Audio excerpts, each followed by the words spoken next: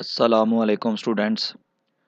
Dear students, आज हम chapter number 2 sets function and groups के कुछ एग्जांपल्स डिस्कस करेंगे जो कि बहुत ही इम्पोर्टेंट एग्जांपल्स हैं। और इसके बाद जो है हम एग्जांपल्स के बाद एक्सरसाइज 2.8 का एक ही क्वेश्चंस करेंगे, क्वेश्चन नंबर 5, जो कि आपके स्मार्ट सिलेबस का हिस्सा है और मोस्ट इम्पॉर्टेंट क्वेश्चंस हैं आपका। ये दोनों एग्जांपल्स और वो क्वेश्चन जो है ये मोस्ट इम्पॉर्टेंट क्वेश्चंस हैं आपके।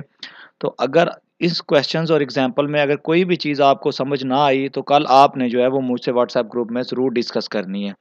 और ये दोनों क्वेश्चन जो हैं ये इंशाल्लाह आपके पेपर का हिस्सा भी होंगे जो आपके सेंडप्स पेपर स्टार्ट हो रहे हैं। तो आइए देखते हैं सबसे पहले एग्जाम्पल नंबर। ये आपके पास पेज नंबर है 76 और 77। इन दोनों पेजेस के ऊपर ये जो है दो एग्जांपल्स दी गई हैं। एग्जांपल्स नहीं है ये, बेसिकली ये सॉल्यूशंस ऑफ लीनियर इक्वेशंस के नाम से एक टॉपिक है। तो उसमें से ये आपने सॉल्व करनी है। अब क्या है, वो कहता है कि a b being element of a group G, यानी कि आपके पास ये जो ए और बी दो एलिमेंट्स हैं ये एक ग्रुप है जो कि जी ग्रुप है। सॉल्व द फॉलोइंग इक्वेशंस, और आपने क्या करना है, इन इक्वेशंस को सॉल्व करना है। तो सबसे पहले हम डिस्कस कर लेते हैं कि ग्रुप क्या होता है आपके पास। बेसिकली जैसा कि आपने प्रीवियस क्लासेस में पढ़ा होगा सेट्स के बारे में, तो एक सेट ही को हम ग्रुप कहते हैं अगर वो सेट जो है वो एडिशन के लिहाज से चार प्रॉपर्टीज को सेटिस्फाइड करे। वो चार प्रॉपर्टीज कौन सी हैं? सबसे पहली है क्लोजर लॉ, जिसको क्लोजर प्रॉपर्टी बोलते हैं। सेकंड प्रॉपर्टी है एसोसिएटिव प्रॉपर्टी। थर्ड है एडिटिव आइडेंटिटी। और फोर्थ वन है आपके पास एडिटिव इनवर्स। अगर कोई भी सेट जो है वो एडिशन की रिस्पेक्ट से, यानी कि प्लस की रिस्पेक्ट से, ये चार प्रॉपर्टीज सेटिस्फाइड करे, closure law, associative law, additive identity and additive inverse, तो हम कहते हैं कि वो जो सेट है, किसी भी नंबर का सेट है, वो आपके पास ग्रुप बन जाता है विद रिस्पेक्ट टू एडिशंस के।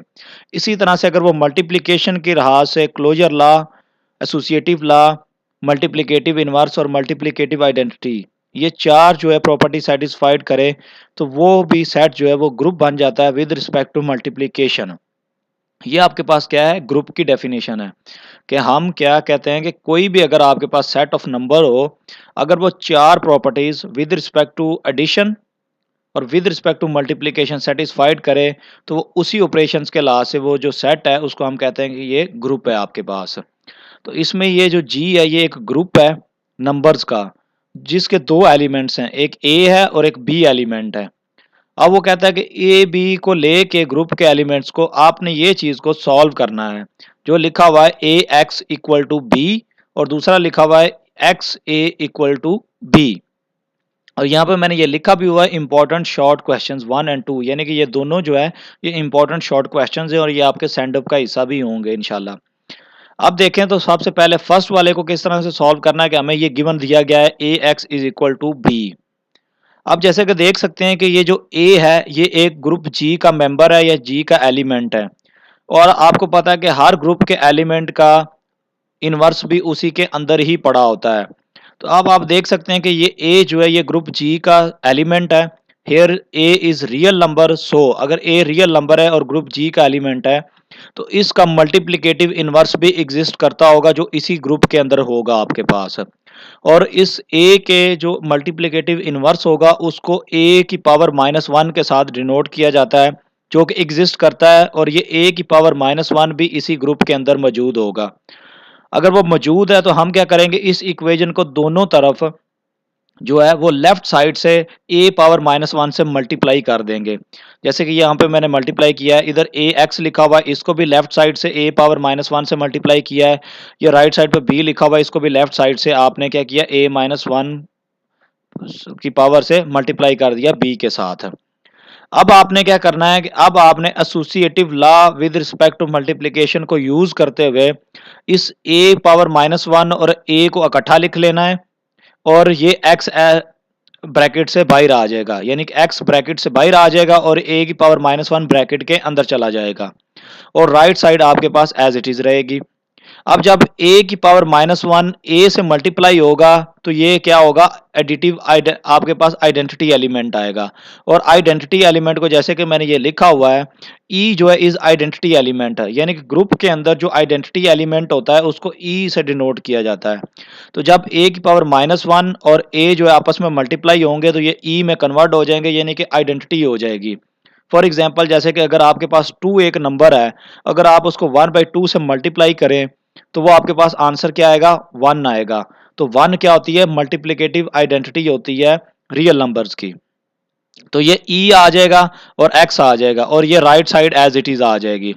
और आपको पता है कि कोई भी नंबर जो आइडेंटिटी एलिमेंट होता है, आइडेंटिटी एलिमेंट को किसी भी नंबर में मल्टीप्लाई कर ले तो वो आपके पास क्या होगा, उस नंबर के साथ कोई भी फर्क नहीं पड़ेगा। ये एक्स जो है ये एक नंबर है आपके पास और ई जो है ये आइडेंटिटी एलिमेंट है। और आइडेंटिटी एलिमेंट जो है किसी भी नंबर के साथ मल्टीप्लाई करें उस नंबर के ऊपर फर्क नहीं पड़ता। जैसे कि आपको पता है कि जो रियल नंबर का सेट होता है उसकी मल्टीप्लिकेटिव आइडेंटिटी 1 होती है। तो आप देख सकते हैं कि 1 को जिस मर्जी नंबर से आप मल्टीप्लाई कर दें तो उस नंबर के ऊपर कोई भी फर्क नहीं पड़ता। मिसाल के तौर पर अगर आप 6 से मल्टीप्लाई करें 1 से तो 6 6 ही रहेगा। इसी तरह अगर आप -100 से 1 को मल्टीप्लाई करें तो आपके पास वो -100 ही रहेगा। तो आइडेंटिटी एक ऐसा एलिमेंट होता है जिसको जिस मर्जी नंबर से मल्टीप्लाई कर दें तो वो उस नंबर पे चेंज ना आए। तो ये ई जो आइडेंटिटी एलिमेंट है इसको एक्स से मल्टीप्लाई किया तो ये एक्स एज इट इज रहेगा और ये right side as it is आ जाएगी। तो ये जो है x equal to a inverse of b जो है ये बेसिकली इस इक्वेशन का सोल्यूशन है आपके पास। जो इक्वेशन लिखी हुई थी a x is equal to b, ये एक लीनियर इक्वेशन लिखी हुई थी। इसमें ए और बी कोई नंबर्स हैं और एक्स क्या है, एक वेरिएबल है। अब देखें तो ये जो सेकंड पार्ट है आपके पास इसमें आपको एक्स ए इक्वल है बी दिया गया है। अब आपको पता है ए जो है ये ग्रुप का एलिमेंट है। अगर ग्रुप का एलिमेंट है तो इस ए का जो है मल्टीप्लिकेटिव इनवर्स भी एग्जिस्ट करता होगा जो कि ए पावर -1 होगी। अब आपने करना है इस इक्वेशन को सॉल्व करने के लिए ए की पावर -1 को आपने राइट साइड पे मल्टीप्लाई करना है। अब ये देखें ये ए एक्स एज इट इज आ गया और इसको राइट साइड पे आपने ए की पावर -1 से मल्टीप्लाई किया और इधर जो है बी को भी आपने ए की पावर -1 को राइट साइड से मल्टीप्लाई किया बी के साथ। अब आपने क्या करना है, यहाँ पे भी एसोसिएटिव लॉ आपने अप्लाई करना है। एसोसिएटिव जब लॉ अप्लाई करेंगे आप तो ये एक्स ब्रैकेट से बाहर आ जाएगा और ये ए इनवर्स जो है ये ए के साथ ब्रैकेट में आ जाएगा यहाँ पे। अब आपको पता है ए इंटू ए इनवर्स जो है ये आइडेंटिटी एलिमेंट हो जाएगा आपके पास और राइट साइड आपके पास एज इट इज आ जाएगी। अब आइडेंटिटी एलिमेंट को एक्स से मल्टीप्लाई करेंगे तो एक्स एज इट इज आएगा और ये right side as it is आ जाएगी। ये आपके पास क्या है कि ये आपके पास इस इक्वेशन का सोल्यूशन है। A x a equal to b का ये सोल्यूशन है, x is equal to b into a power -1। ये आपके पास है। अब देखें तो आपको मैंने 2 ऑपरेशंस बताए हैं, एक एडिशन ऑपरेशन बताया है और एक मल्टीप्लिकेशन ऑपरेशन बताया है। तो मल्टीप्लिकेशन के लिहाज से जो मल्टीप्लिकेटिव आइडेंटिटी कहते हैं और जो एडिशन के लिहाज से आइडेंटिटी होती है उसको एडिटिव आइडेंटिटी कहते हैं। और मल्टीप्लिकेशन के लिहाज से जो इनवर्स होता है उसको मल्टीप्लिकेटिव इनवर्स कहते हैं और जो एडिटिव इनवर्स एडिशन के लिहाज से इनवर्स होता है उसको एडिटिव इनवर्स कहते हैं। तो ये ए पावर -1 जो है ये मल्टीप्लिकेटिव इनवर्स है ए का।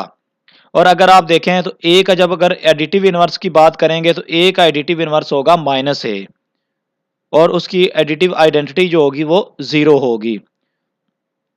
अब नेक्स्ट क्वेश्चन है आपके पास एक्सरसाइज 2.5 का क्वेश्चन। वो क्वेश्चन है आपके पास शो डैट द सेट। आपके पास ये एक सेट दिया गया है जिसको आपने लेट कर लिया है कि कोई सेट ए है जिसके अंदर 3 नंबर्स पड़े हुए हैं। एक पड़ा हुआ है 1, एक पड़ा हुआ है ओमेगा और एक पड़ा हुआ है ओमेगा स्क्वायर। कोई स्टूडेंट इसको डब्ल्यू पढ़ेंगे तो डियर स्टूडेंट ये डब्ल्यू नहीं है, ये ओमेगा है। ये ग्रीक वर्ड है जिसके स्पेलिंग है OMGA, ओमेगा। ये ओमेगा है, ये 1 है, ये ओमेगा है और ये ओमेगा स्क्वायर है और ये क्यूब रूट ऑफ यूनिटी है। इस सेट को क्या बोलते हैं, set of cube root of unity. अब आपके पास क्या है कि जब भी हम ओमेगा की पावर क्यूब लेंगे यानी कि ओमेगा की पावर 3 लेंगे तो ये हमेशा 1 के इक्वल होगा।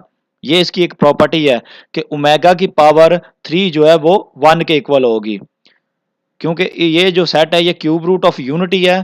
तो जब भी किसी भी इस नंबर की पावर 3 लेंगे तो वो हमेशा किसके इक्वल होगा, 1 के इक्वल होगा आपके पास। और आपने ये शो करना है कि ये जो सेट ए दिया हुआ है जो कि set of cube root of unity है, इसको आपने शो करना है कि ये अबिलियन ग्रुप है। क्या है? अबिलियन ग्रुप है with respect to ordinary multiplication, यानी कि जो मल्टीप्लिकेशन होती है उसकी रिस्पेक्ट से ये जो सेट है ये एक अबिलियन ग्रुप बनाता है।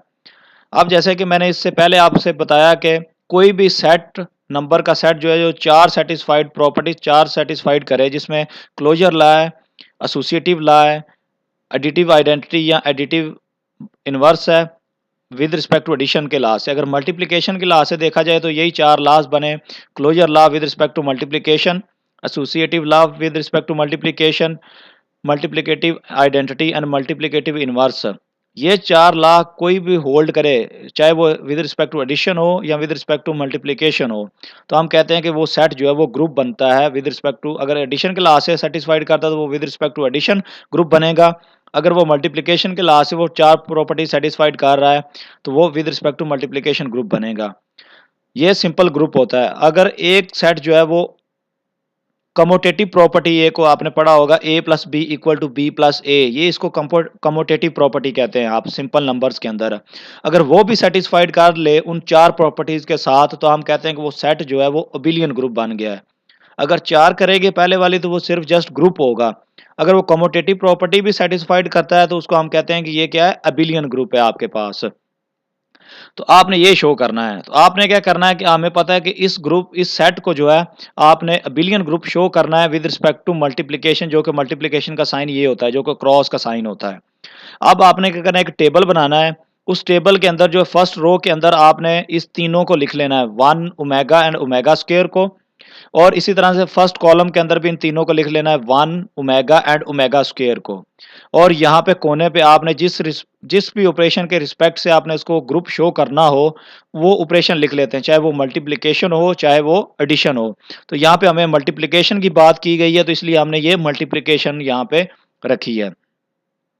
अब आपने क्या करना है कि इस एलिमेंट को पहले इस एलिमेंट से मल्टीप्लाई करना, तो आपको पता है वन वन सा वन आएगा, उसका आंसर ये वन आ गया है। फिर इस वन को आपने इस ओमेगा से मल्टीप्लाई करना है, तो ये वन को मल्टीप्लाई करेंगे ओमेगा से तो ये ओमेगा ही आएगा। इसी तरह इस वन को जब ओमेगा स्क्वायर से मल्टीप्लाई करेंगे तो इसका आंसर ओमेगा स्क्वायर आएगा, जो कि इस कोने पे लिख देना है आपने। इसके साथ आपने क्या करना है कि इस ओमेगा को इस वन से मल्टीप्लाई करना है, फिर इस ओमेगा को इस ओमेगा से मल्टीप्लाई करना है, फिर इस ओमेगा को इस ओमेगा स्क्वायर से मल्टीप्लाई करना है। अब जब इस ओमेगा को इस वन से मल्टीप्लाई करेंगे तो ये ओमेगा ही आएगा। जब इस ओमेगा को इस ओमेगा से मल्टीप्लाई करेंगे तो ये ओमेगा स्क्वायर हो जाएगा। जब इस ओमेगा को इस ओमेगा स्क्वायर से मल्टीप्लाई करेंगे तो ये ओमेगा की पावर 3 आएगा। और आपको पता है कि ओमेगा की पावर 3 जो है वो 1 के इक्वल होता है, इसलिए यहाँ पे इसको 1 रख दिया है आपने। और इसके बाद आपने इस ओमेगा स्क्वायर को इन तीनों से मल्टीप्लाई करना है बारी बारी। जब इस ओमेगा स्क्वायर को इसको 1 से मल्टीप्लाई करेंगे तो ये ओमेगा स्क्वायर आएगा। जब इस ओमेगा स्क्वायर को इसको ओमेगा से मल्टीप्लाई करेंगे तो ये ओमेगा की पावर 3 हो जाएगी, और ओमेगा की पावर 3 1 होता है तो इसलिए ये 1 आएगा आपके पास। और जब इस ओमेगा स्क्वायर को इस ओमेगा स्क्वायर से मल्टीप्लाई करेंगे तो ये ओमेगा की पावर 4 आएगी आपके पास। और आप ओमेगा की पावर 4 को आप ओमेगा लिखेंगे, क्योंकि ओमेगा की पावर 4 जो है वो ओमेगा के इक्वल होगी। वो किस तरह से होगी वो आप यहाँ से देख सकते हैं। क्या आपको पता है ये ओमेगा की पावर 4 लिखा हुआ है, इसको मैं लिख सकता हूँ ओमेगा की पावर 3 और इंटू ओमेगा की पावर 1। अब आपको पता है कि ओमेगा की पावर 3 जो है वो 1 के इक्वल होती है, और ये ओमेगा एज इट इज आ जाएगा। और ये 1 ओमेगा से मल्टीप्लाई होगा तो ये ओमेगा आ जाएगा, इसलिए कि ओमेगा की पावर 4 जो है वो ओमेगा के इक्वल आएगी आपके पास, इसलिए यहाँ पे ओमेगा लिख दिया है आपने। अब ये टेबल आपके पास बन गया है, इसको बोलते हैं स्टूडेंट्स कैले टेबल।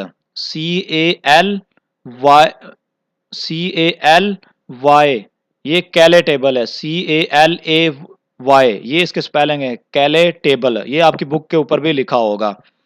अब आपने क्या करना है कि अब आपने इस टेबल को देखते हुए इसकी सारी की सारी जो 5 प्रॉपर्टीज बताई हैं आपको, वो आपने देखनी है कि वो सेट ये होल्ड कर रहा है या नहीं कर रहा।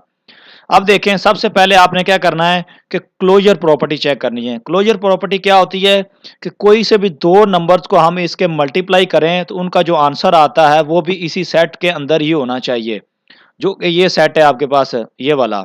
अब आप देखें तो ये जो टेबल लिखा हुआ है इसके अंदर ये जो आपके पास 9 एलिमेंट्स बनते हैं इसके, इसमें से कोई भी ऐसा एलिमेंट नहीं है आपके पास जो इस सेट के अंदर मौजूद ना हो।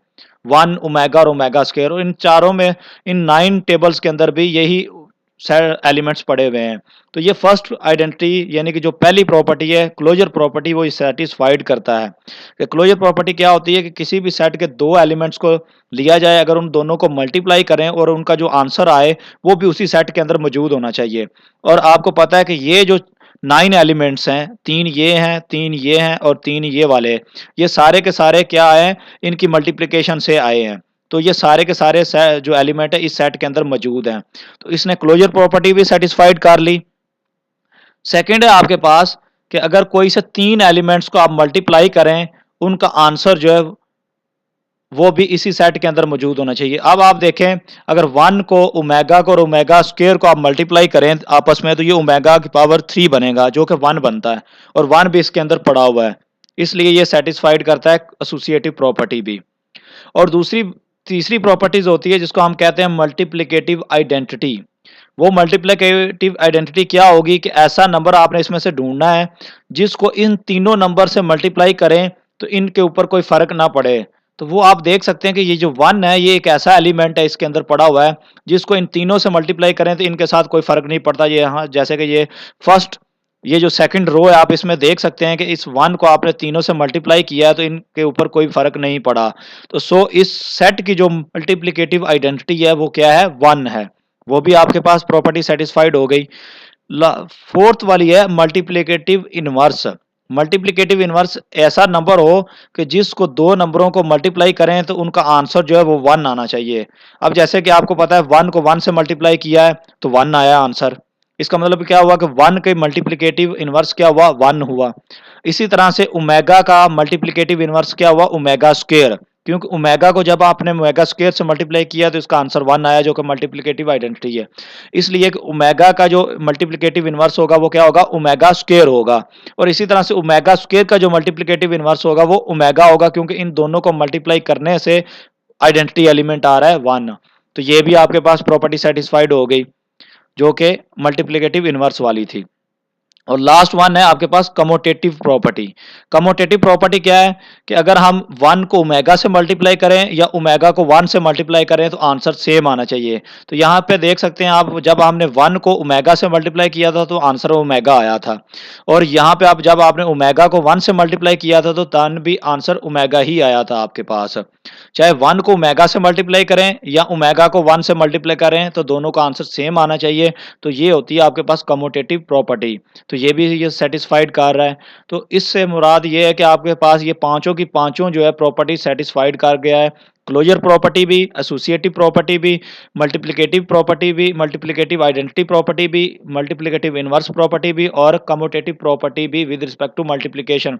ये पांचों की पांचों प्रॉपर्टी सेट ने होल्ड किए हैं, तो लिहाजा ये जो सेट है ये एक अबिलियन ग्रुप बनाता है विद रिस्पेक्ट टू मल्टीप्लिकेशन।